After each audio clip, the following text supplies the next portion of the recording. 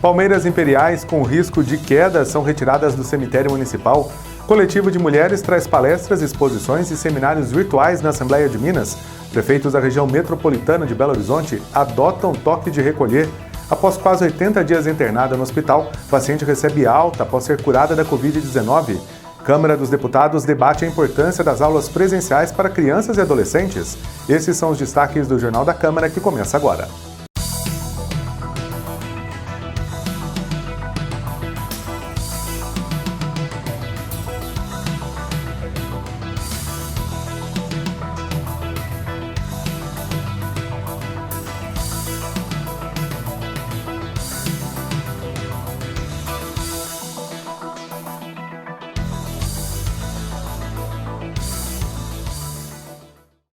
Olá, sou o jornalista Lucas Silveira, este é o Jornal da Câmara. Prefeitos da região metropolitana de Belo Horizonte adotam toque de recolher. A decisão foi tomada depois de se reunirem na Associação dos Municípios da região metropolitana da capital e criarem uma nova onda com medidas para conter a pandemia.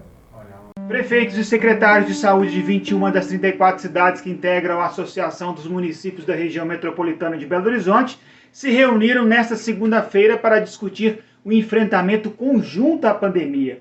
Eles decidiram criar uma nova onda, a Lilás, uma faixa intermediária entre as ondas vermelha e roxa do Plano Minas Consciente. A onda Lilás não prevê o fechamento completo do comércio, mas proíbe a venda de bebida alcoólica gelada até em supermercados e estabelece ainda toque de recolher das 8 da noite às 5 da manhã, a partir desta terça. A prefeita de Contagem, Marília Campos, que participou da reunião, preferiu adotar medidas mais rígidas a partir desta quarta-feira. Só vai funcionar em Contagem atividades essenciais.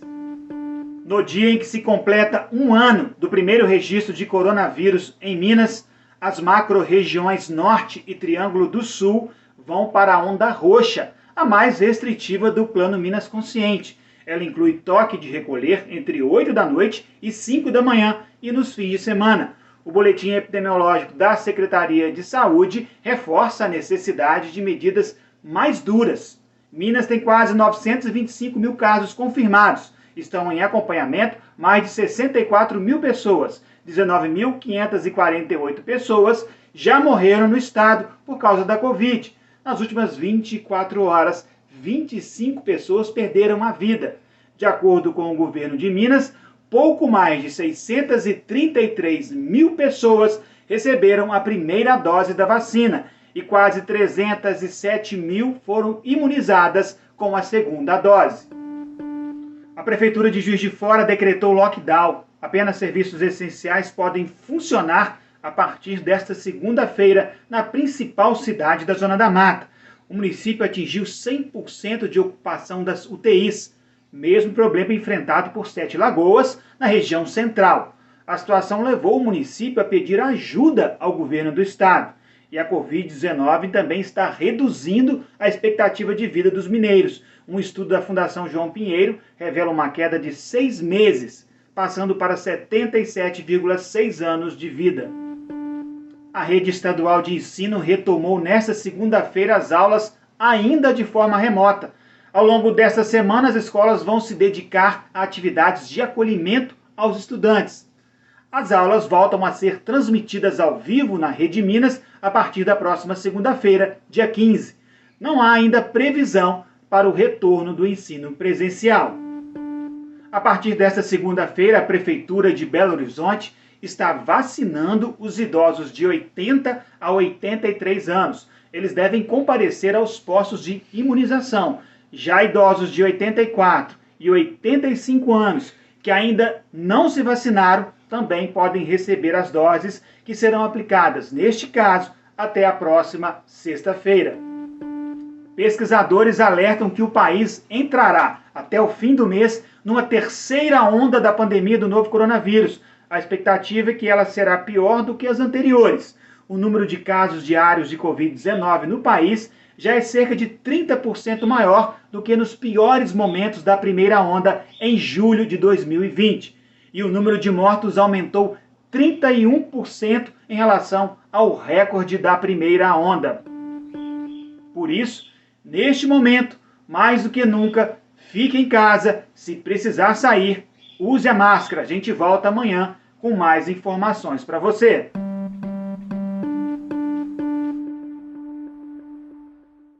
Vamos acompanhar agora as ofertas de emprego oferecidas pelo CAC em parceria com a CIPA.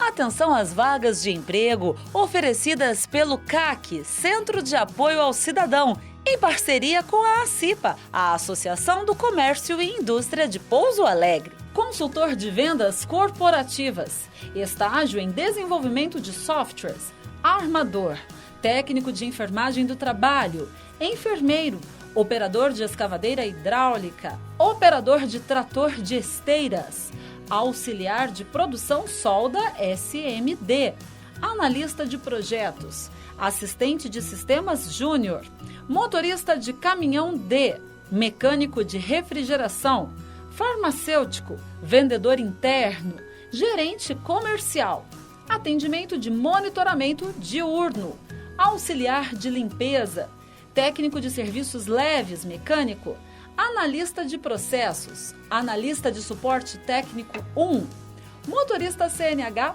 B, vendedor externo, técnico em segurança do trabalho, operador de monitoramento eletrônico, monitora educacional, mecânico de manutenção, comprador pleno, operador de máquina CNC, secretária, motorista D ou E na cidade de Congonhal, auxiliar administrativo também em Congonhal, auxiliar de laboratório, analista técnico concreto e solo, auxiliar de laboratório, pedreiro, operador de máquinas JR, mecânico de manutenção industrial, eletricista industrial, assistente de qualidade e oficial de limpeza masculina em Santa Rita do Sapucaí.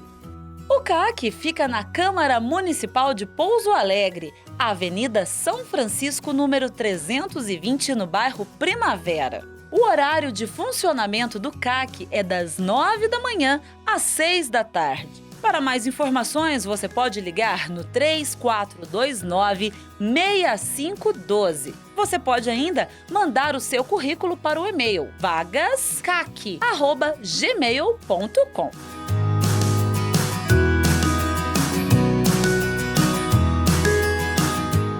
CAC, Centro de Apoio ao Cidadão.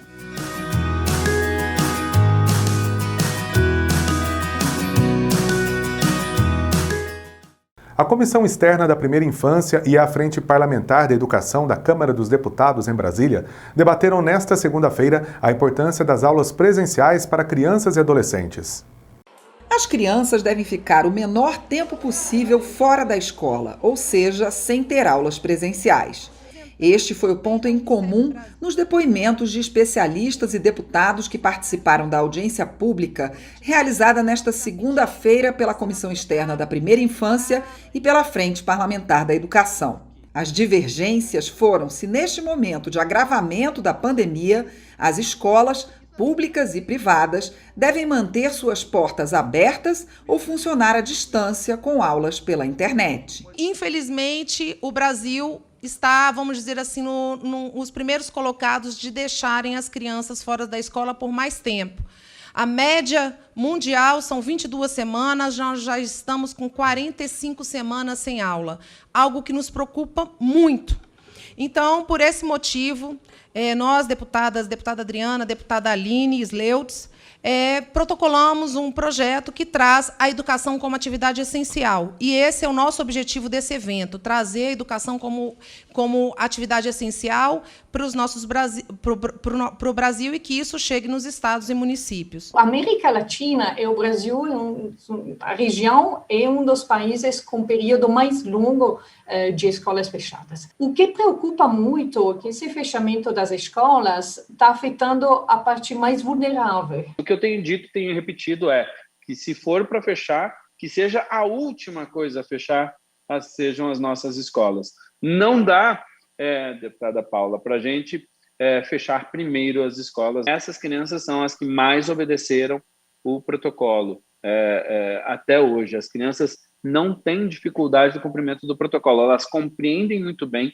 inclusive, que isso é para cuidar da vida daquelas pessoas que elas amam. Então, isso tem sido assim o comportamento do mundo. Participantes da reunião ressaltaram que a falta da escola no dia a dia das crianças e adolescentes tem causado problemas emocionais para eles. O fechamento das escolas impacta emocionalmente as nossas crianças, os nossos adolescentes. Muitos casos de crianças com depressão, crianças que estão trancadas nos seus quartos por medo, que só ouvem na televisão: pandemia, coronavírus, número de mortes, pandemia, coronavírus, fique em casa. Os pediatras que participaram do encontro virtual concordaram com a importância da educação presencial para crianças e adolescentes, mas se disseram preocupados com o contágio pela Covid-19 neste momento. Eu vejo como um dos pontos de grande importância, e talvez isso mereça ser apreciado de uma forma muito clara dentro dos protocolos, é a circulação de pessoas. Tá? Muitas pessoas saem de sua casa ou saem para ir para suas escolas, tá? E usam do transporte urbano, transporte esse que traz uma coisa muito curiosa. Exige-se o distanciamento de 1,5 metro de cada pessoa que está na escola, mas no ônibus cada um está a 20 centímetros do outro. Nós temos 57 crianças, segundo dados da Secretaria de Saúde do Distrito Federal, com a síndrome inflamatória multissistêmica pediátrica. Então, a gente não pode dizer que as crianças não ficam doentes. Se decretou fechamento, lockdown, como foi decretado, não foi à toa, foi porque tinha uma indicação. A redução do número de voos e o fechamento das fronteiras por medo do contágio da Covid-19 teve consequências negativas para a economia de muitos países, como é o caso do Brasil.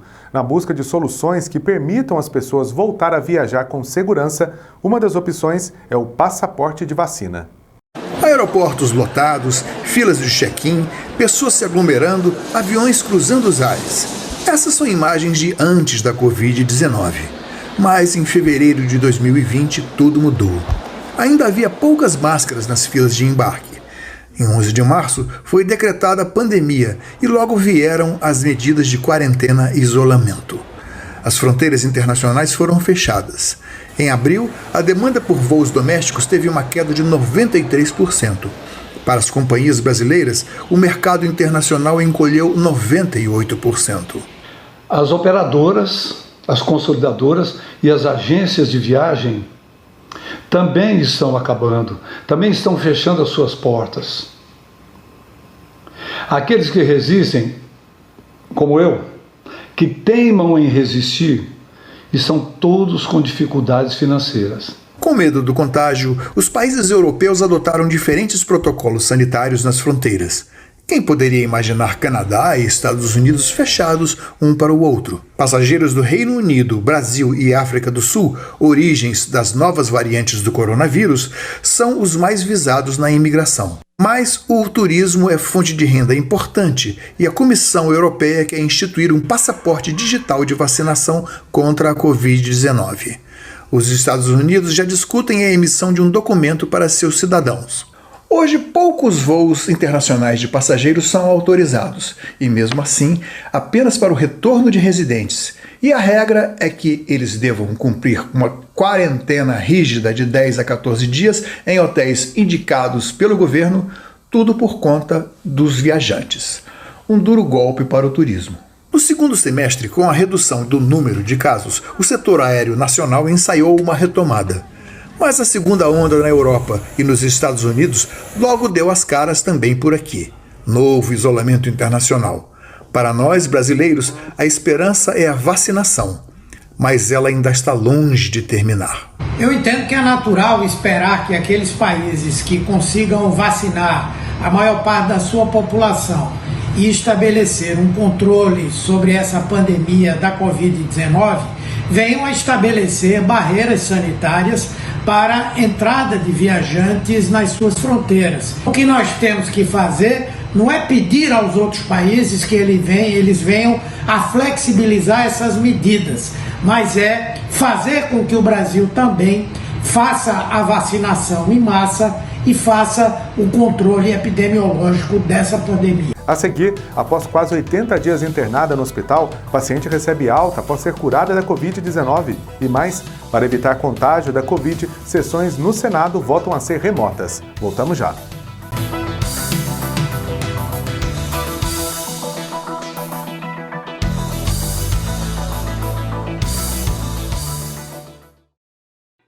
Na dúvida, não compartilhe. Atualmente, qualquer informação falsa ganha muito mais amplitude. Redes sociais e aplicativos de mensagens instantâneas ajudam a dar uma velocidade muito maior ao compartilhamento de mentiras e boatos. Ainda tem mais um detalhe. Normalmente, quem quer espalhar desinformação costuma saber exatamente o que dizer para ganhar credibilidade. Então, essa pessoa vai apelar para os seus gostos, suas crenças, tudo com o objetivo de fazer você acreditar em acontecimentos ou afirmações falsas. Por isso, exercite sua dúvida. Recebeu uma notícia que parece boa demais para ser verdade? Desconfie e confirme, e antes de compartilhar, não passe a desinformação para frente.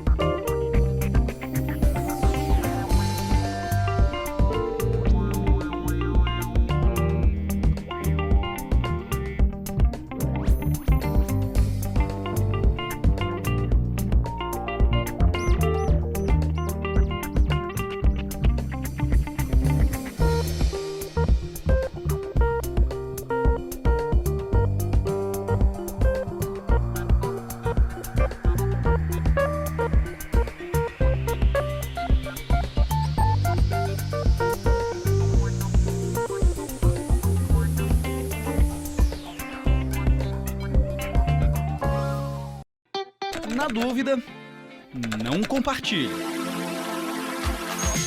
Urgente!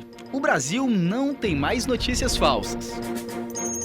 Por mais interessante que seja o título da notícia, não dá para confiar só nele antes de compartilhar o conteúdo. A gente precisa ler tudo, checar as informações e só aí passar a reportagem ou o post adiante. Isso porque as pessoas que fazem notícias falsas costumam criar manchetes apelativas. A ideia é justamente chamar a nossa atenção e fazer com que os mais apressados repassem a informação sem ler o texto até o final. E elas são muito boas nisso. Então, precisamos ficar atentos. Muito cuidado na hora de repassar conteúdos. Não faça parte da corrente da desinformação. Você é responsável pelo que compartilha.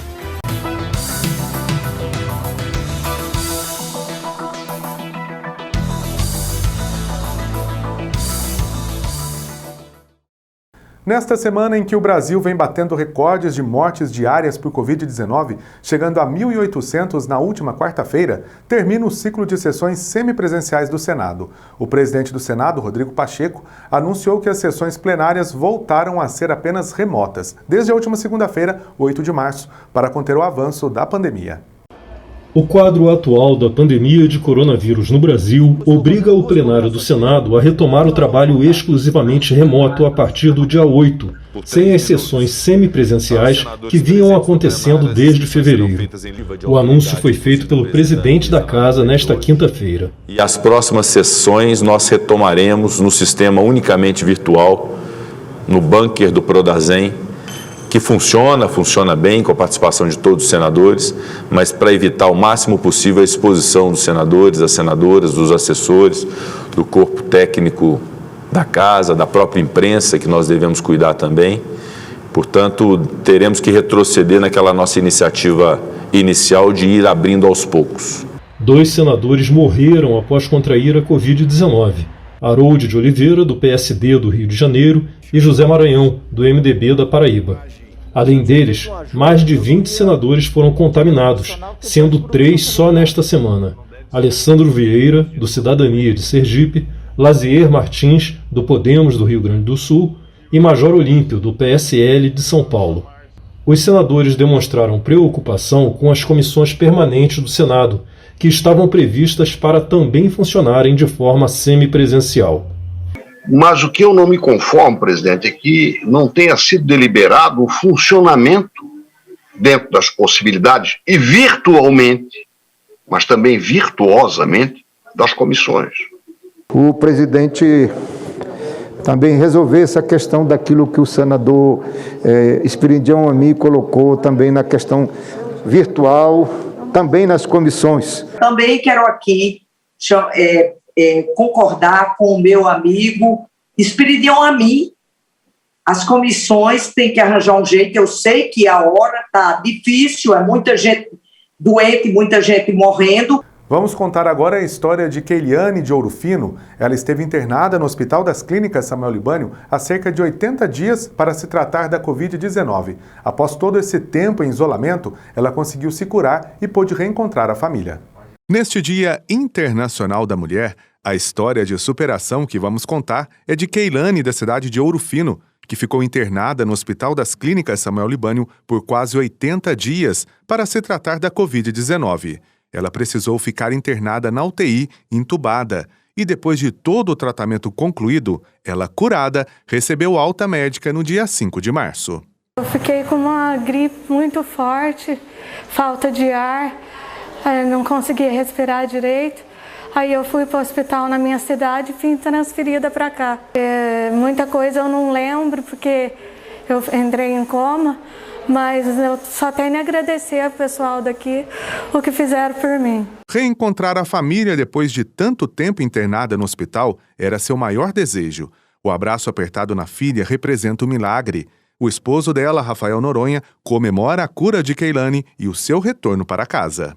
Foi uma luta, viu? Esses 80 dias que ela ficou fora de casa, a gente acompanhava o quadro dela dia a dia que os médicos passavam para a gente e a gente ficava na esperança, pedindo muito a Deus força, né? E pedindo a Deus para que ela voltasse para casa. E agora é só felicidade, né? Uma alegria muito grande, ela vai encontrar a família, encontrar conosco, né? Ficar junto de nós lá em casa e aproveitar bastante esse tempo que ela ficou fora e ficar junto com ela o tempo inteiro. A enfermeira do Hospital Samuel Libânio, Danila Gonçalves, acompanhou de perto a evolução de Keiliane no Hospital Samuel Libânio. Momentos tão difíceis, né, que o mundo está passando, para a gente é muito gratificante saber que no final de muita luta, a gente tem vitória. E a Keiliane foi uma paciente que ficou muito tempo e passou por momentos muito difíceis. E hoje, com muito carinho, que a gente está entregando ela, né, para a família de volta, para a filha, para o esposo, reabilitada. Então, é um sentimento de gratidão, porque nós podemos dar o nosso melhor, né, e o resultado do nosso trabalho, da união de toda a equipe, das orações de todos, nós conseguimos um resultado que esperávamos, uma vitória. Keiliane, o esposo Rafael e a filha foram juntos, felizes para casa. É mais uma história vencedora no combate à pandemia da Covid-19. É uma felicidade que não tem explicação. Estou emocionada não estou nem acreditando que eu estou saindo daqui com vida.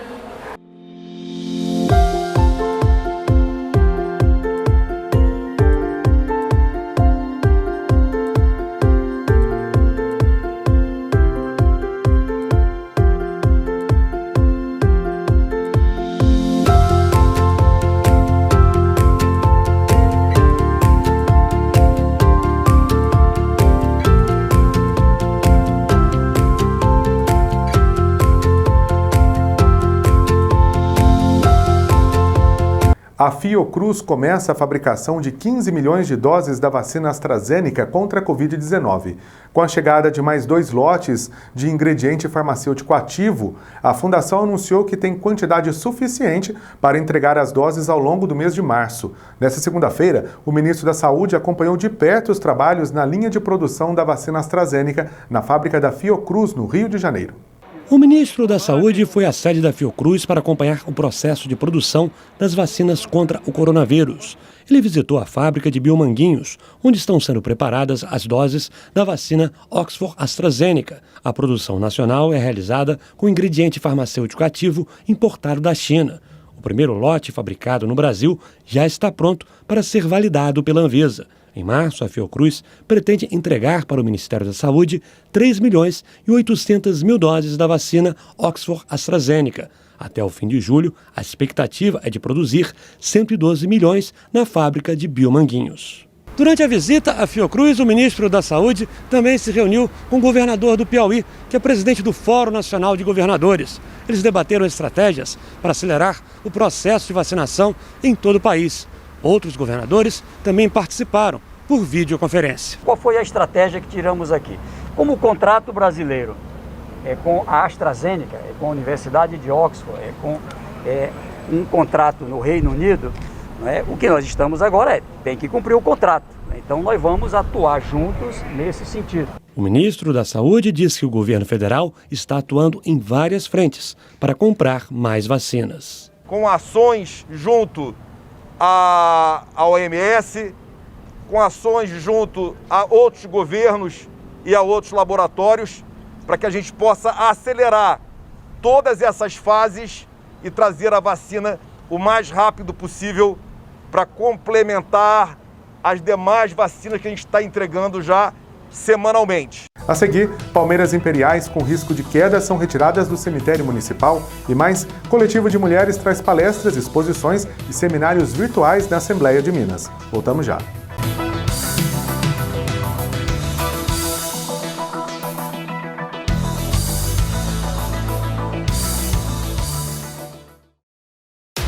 O Brasil segue nos trilhos. O esporte inspira a superação. O Brasil continua avançando. O esporte inspira a determinação. O Brasil segue em frente com igualdade. O esporte inspira o jogo limpo. O Brasil segue no rumo certo. O esporte inspira a oportunidade. O Brasil olha para frente. O esporte inspira a conquista. O esporte inspira. Na dúvida, não compartilhe. Confiança não é algo que se ganha da noite pro dia. É difícil a gente acreditar totalmente nas coisas que um desconhecido fala. Com fontes de informação, também deve ser assim. Receber um link com alguma coisa chocante ou absurda? Cheque. Sempre cheque. Tem alguma coisa de errado com o endereço? É de um site que você costuma acessar? Ou você nunca viu essa página antes? Precisamos suspeitar toda vez que recebemos informações estarrecedoras, principalmente em sites desconhecidos. Procure sempre um telefone ou endereço de contato e também aquela seção Quem Somos. E é sempre bom lembrar, na dúvida, não compartilhe.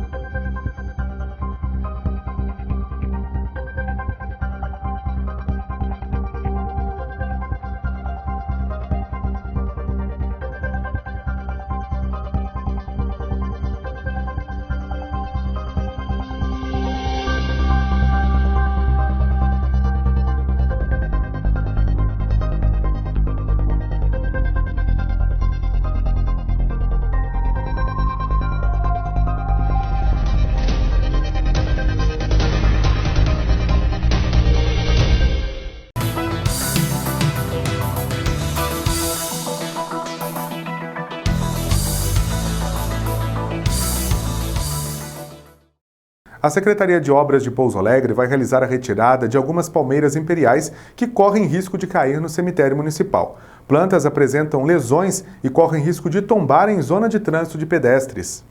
Problemas de queda de folhas das palmeiras comprometidas têm sido recorrentes no cemitério municipal de Pouso Alegre. De acordo com o gerente de licenciamento ambiental, Michel Julião Pinheiro de Paz, as plantas foram avaliadas e algumas apresentam problemas. As copas das palmeiras imperiais inclinadas, outras com uma senescência avançada, estão com idade entre 30 e 40 anos. Algumas apresentam lesões nos seus caules, com risco de vir a tombar sobre os túmulos do cemitério. A retirada das plantas do local será seguida pelo plantio de espécies que não representem riscos aos visitantes e túmulos. O Sempre Vivas, evento da Assembleia de Minas, que celebra o Dia Internacional da Mulher, este ano está voltado aos impactos da pandemia na vida e na rotina das mulheres. São palestras e encontros virtuais. Saiba como participar na reportagem de Priscila Cunha, da TV Assembleia. Em março, a Assembleia de Minas tem iluminação especial. A cor lilás marca o Dia Internacional da Mulher. Na Assembleia, o evento Sempre Vivas tem a participação do coletivo de mulheres e órgãos ligados à pauta feminina e traz palestras e um seminário totalmente virtuais. Desafios impostos às mulheres na pandemia, como o home office, as dificuldades financeiras, o aumento do desemprego, a sobrecarga de trabalho com os filhos e a casa estão entre os assuntos. Destaque também para o aumento da violência doméstica e o adoecimento das mulheres na pandemia. Pelo site da Assembleia, você também confere um edital de fotografias que irá selecionar 60 trabalhos de fotógrafas mineiras, profissionais ou amadoras, para uma exposição virtual nos canais de comunicação da Assembleia. Participe! O Sempre Vivas acontece nos dias 8, 12 e 15 de março. Acesse almg.gov.br/semprevivas, confira a programação e saiba como participar.